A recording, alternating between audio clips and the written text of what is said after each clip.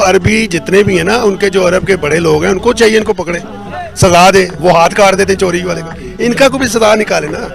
खुलेआम गा रहे तो काटे इनके हाथ, चोरी करने वाले का हाथ काट देते हैं, ये डांस करने वाले को कुछ नहीं करना।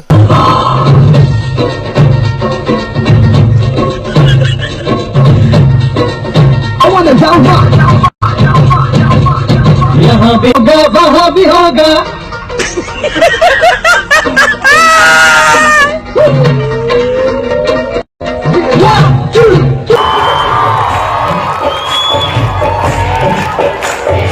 हैं।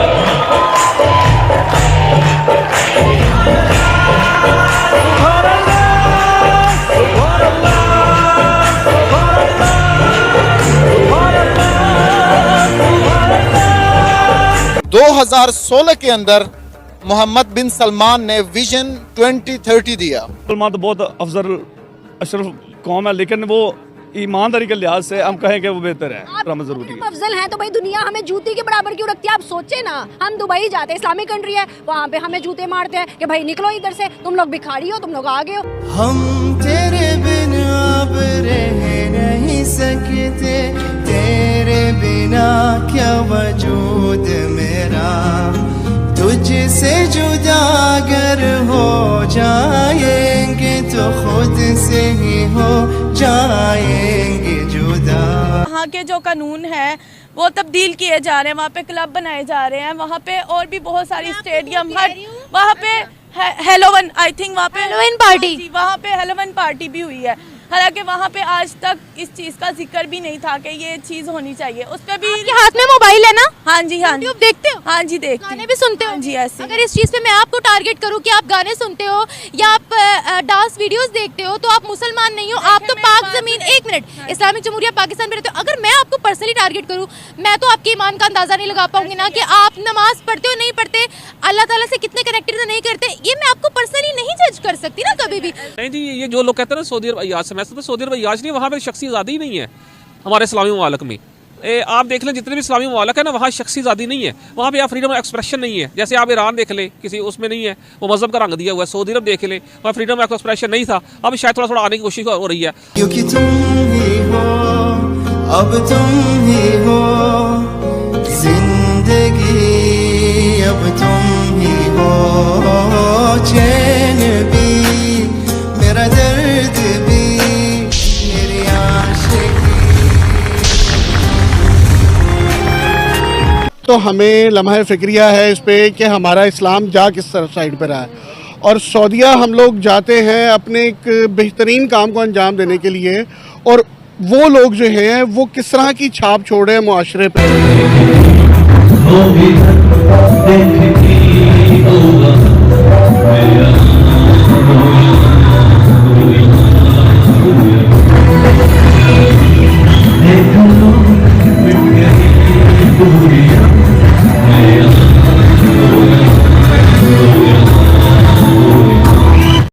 जय हिंद दोस्तों। सऊदी अरेबिया में कोई भी फेस्टिवल अगर हो रहा है तो उसमें इंडियन सॉन्ग बजाए जा रहे हैं और शेख लोग थिरक रहे हैं और इंडियन सॉन्ग पे गाना भी गा रहे हैं।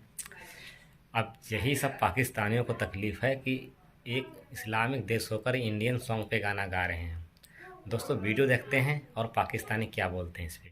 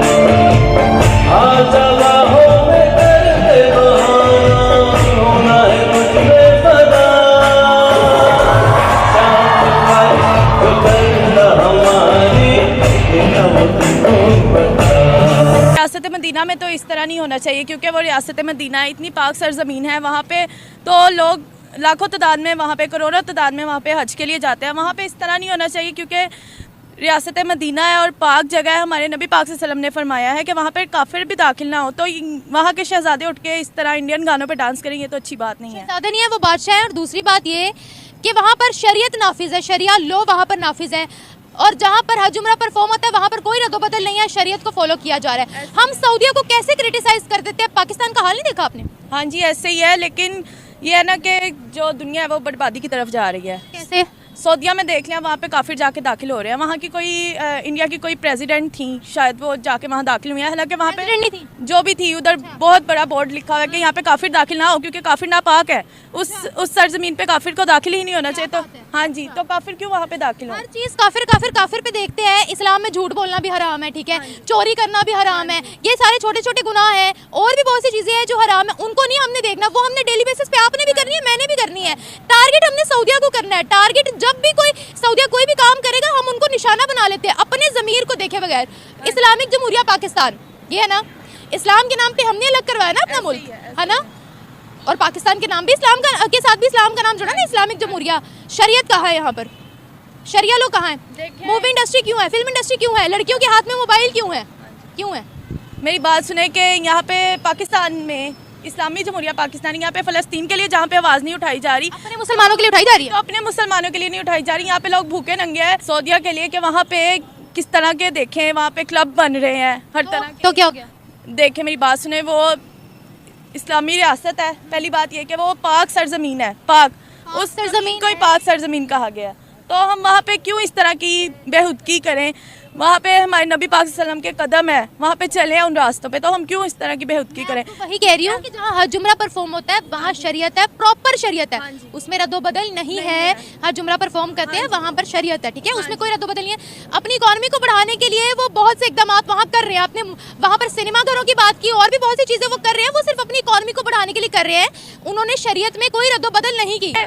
हेलोवन, आई थिंक वहाँ पे हेलोवन पार्टी, वहाँ पे हेलोवन पार्टी भी हुई है, हालांकि वहाँ पे आज तक इस चीज़ का जिक्र भी नहीं था कि ये चीज़ होनी चाहिए। उस पर भी हाथ में मोबाइल है ना? हाँ जी, हाँ, यूट्यूब देखते हो? हाँ जी, देखते गाने भी सुनते हो? जी, ऐसे। अगर इस चीज़ पे मैं आपको टारगेट करूँ कि आप गाने सुनते हो या आप डांस वीडियोस देखते हो तो आप मुसलमान नहीं हो, आप तो पाक जमीन, एक मिनट, इस्लामिक जमहूरिया पाकिस्तान में रहते हो। अगर मैं आपको पर्सनली टारगेट करूँ, मैं तो आपके ईमान का अंदाजा नहीं लगा पाऊंगी ना कि आप नमाज पढ़ते हो नहीं पढ़ते, अल्लाह ताला से कितने कनेक्टेड नहीं करते, ये मैं आपको पर्सनली नहीं जज कर सकती ना कभी भी।